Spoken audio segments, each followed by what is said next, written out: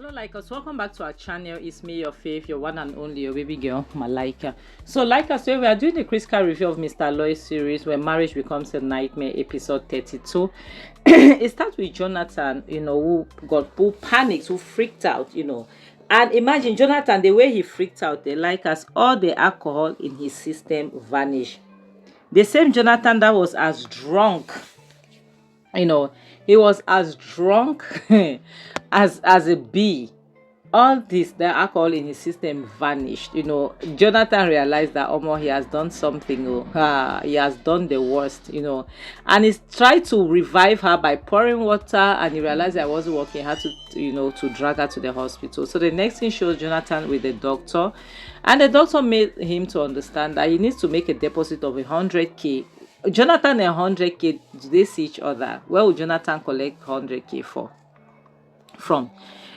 This doctor just want to buy Jonathan, and Jonathan is making it hard to understand that almost 100K and 9, we are not 5 and 6, so we are like A to Z. Yes, so where will I get 100K from? The doctor made him to understand that if he doesn't bring the money, yes, you have to bring a deposit. Then if anything happens to her, that is his business. And we all know that Jonathan eventually, he will not chase this bill. He will look for where to push it, and we know the area where he will. And to him, the best thing to do was to make Clara understand that her sister was in trouble. Let her do what she wants. That's her business. So the next thing shows Clara, who is having dinner peacefully, and she received a text message from Jonathan. She's wondering, like, why would Jonathan be texting her? Only for her to find out through via. Just imagine, like, Jonathan did not even have the audacity to call, but to text in a situation like this. Is it not supposed to call in situations like this? Jonathan rather text, text Clara to come get her sister, if not. So the next scene shows Jonathan at home with Kenny and Emeka. And we know Kenny is always that friend that will be honest to tell you the truth. Kenny is that friend that it doesn't matter, he doesn't mind to hurt your feelings, but he needs to, to make you understand that what you did was wrong. Whereas Emeka is that friend that will see that hole and sink you more. Emeka will want you to enter into that deep pit. He doesn't care. It is none of his business. He will want you to sink into it, So but whereas to Jonathan, he has done what he could have done. To him, taking her to the hospital is enough already. What more could he have done? Is it more like, to him, it's more like they're asking for his organs. It's more like they want him to do something that he's not supposed to. What more could he have done if not take her to the hospital the way he did? There's nothing else that he can do, apart from that, which is very wrong.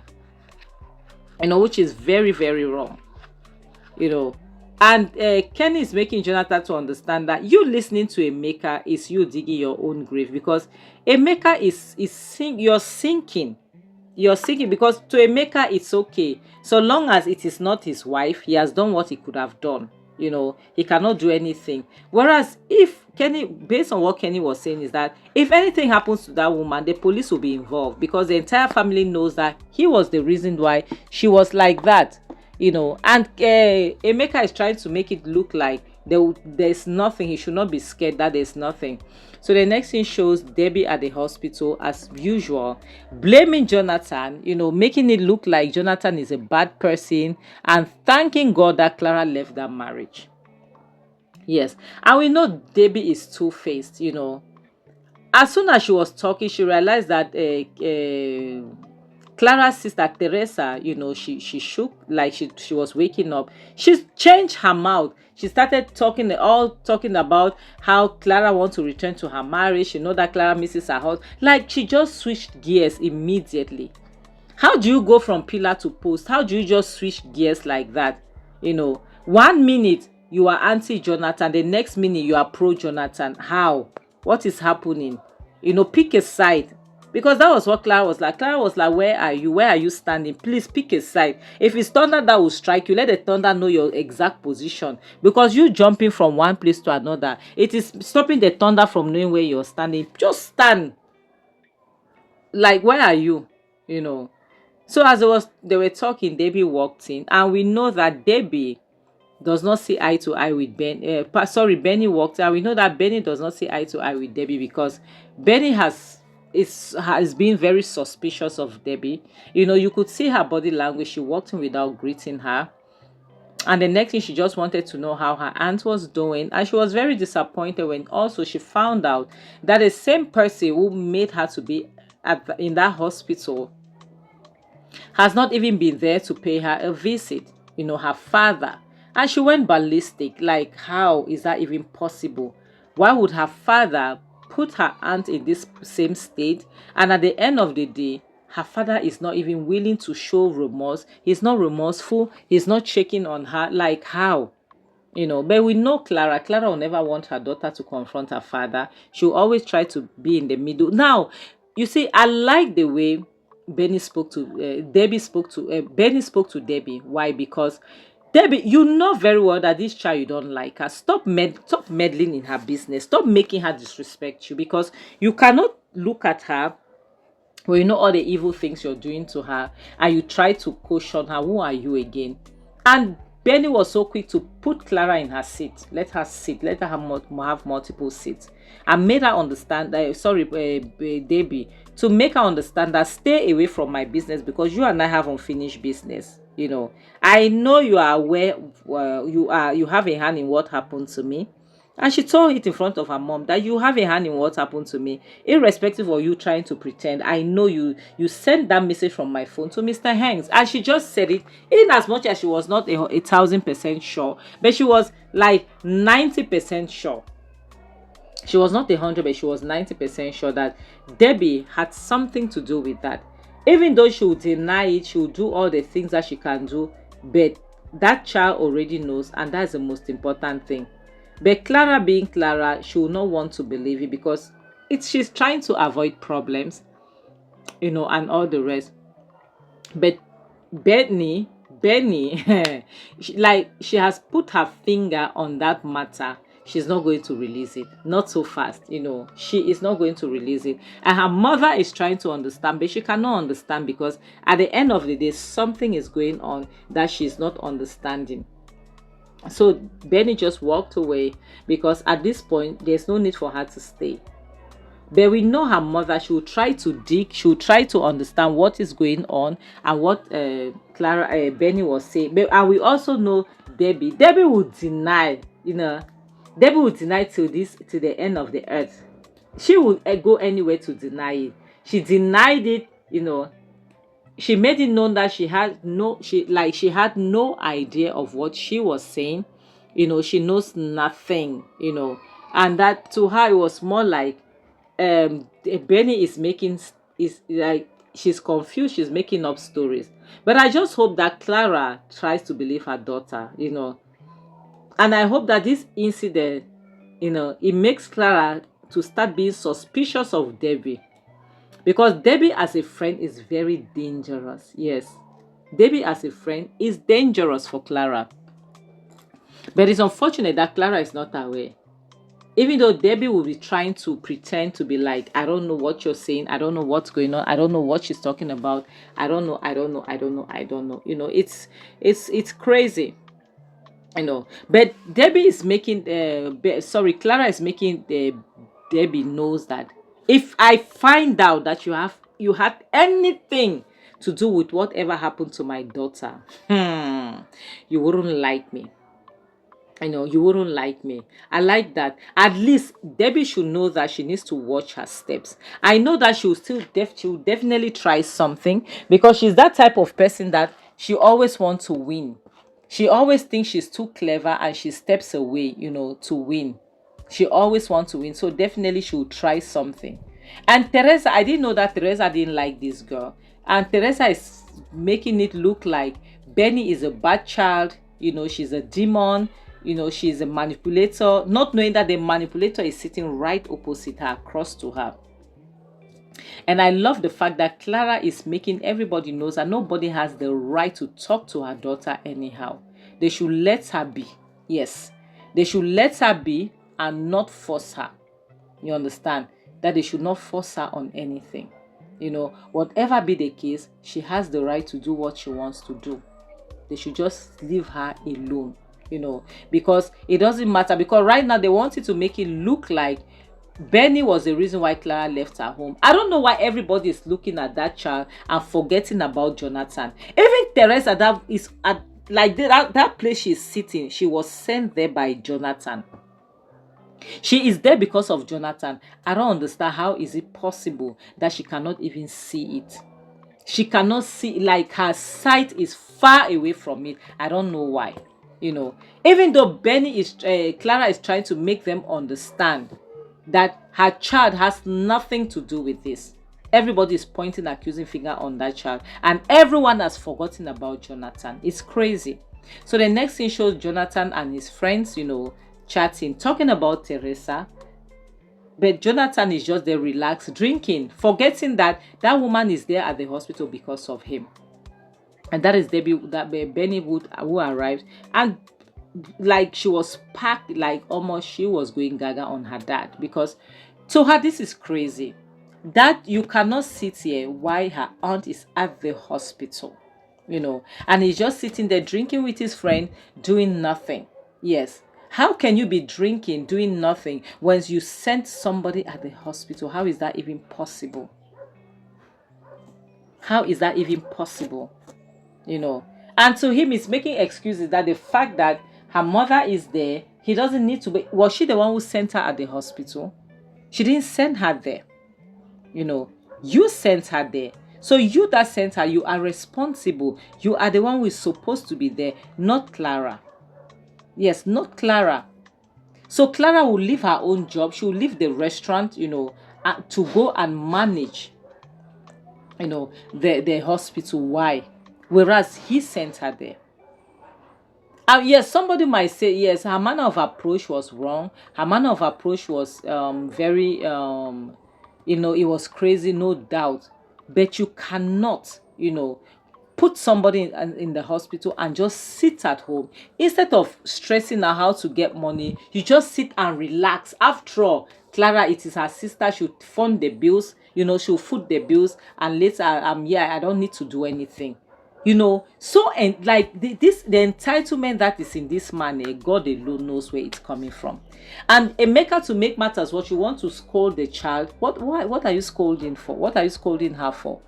It is her father, and so what? If that child disrespects you now, you pick offense. You'll be complaining that she has been disrespectful. Because rather than you advising her dad, like she said that you should advise her dad, instead you're talking to her. What are you saying to her? Is it okay that somebody, what if that woman has cried? If she had cried, it wouldn't have been the matter for him to sit down and be drinking alcohol. How can a 16-year-old scold like somebody who is like in his early 40s? How is that even possible? How can a 16-year-old scold a man like this? And she has the right. Yes, she has the right, because Ken is making them understand that that child has the right. It is because of the things they are doing. Because how do you explain, that you would leave, you will abandon your sister-in-law at the hospital when you know that you're supposed to be there? You don't go there with her. You stay on your own. You're doing other things, and you don't take care of her. How do you explain that? How do you explain it? And when he wants to talk, when he wants to explain, Emeka is trying to say, to him, there's nothing wrong with what he did. How can you say there's nothing wrong with what you did? How? This is crazy, like us, honestly speaking. It is crazy.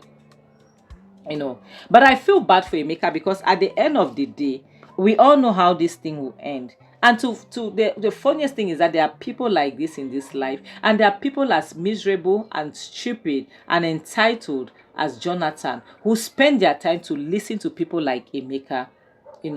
They spend their time because they use their Emeka's stupidity against them.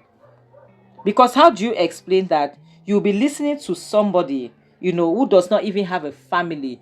Till today, you've lost, little by little, you're losing yourself, you're losing your family. Your wife is out of the house, yet you've not learned anything. You keep listening to that person. You keep listening to her, to him rather, and you think that what he's saying is okay. You keep listening to him as if there's no problem. That is crazy, like us, honestly speaking. I will not lie to you. You know. And he's let me, how do I put it? He's angry that they are trying to make him understand that what he's doing is wrong. The next scene shows Benita in her room, and she hears a knock on the door, and the knock was actually Kenny, you know. So Kenny wanted to scold her, because when a child behaves like this, yes, you need to scold her, but not in front of her father. You understand?